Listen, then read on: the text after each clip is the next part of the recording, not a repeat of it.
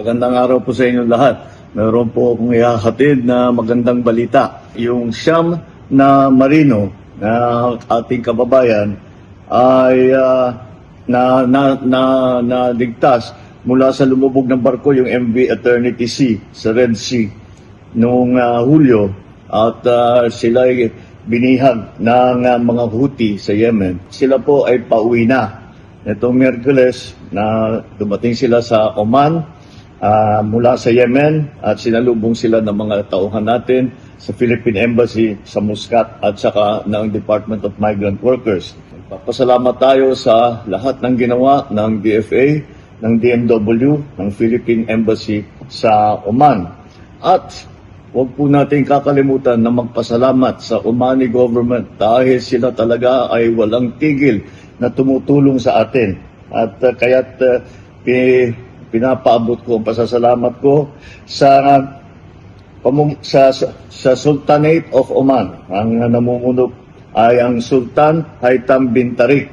At sila po ay talagang kaibigan po ng Pilipino, at lahat ng maaring gawin para iligtas ang ating mga marino ay kanilang ginawa. Kaya naman ay nandito na tayo at nailigtas yung siyam. Dumating sila sa Oman, nagka-briefing ng kaunti, inaayos ang mga dokumento nila, at hindi na natin pinatagal. Gusto na siguro nila umuwi, Pasko pa.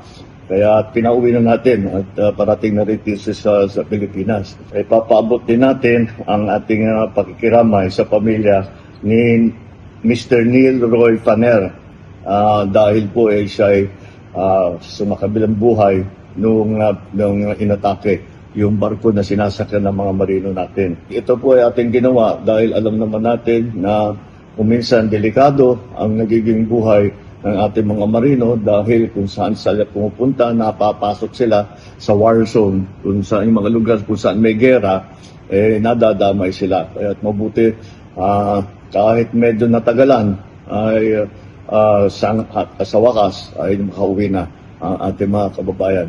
Welcome home sa inyong lahat. Tamang-tama, Merry Christmas.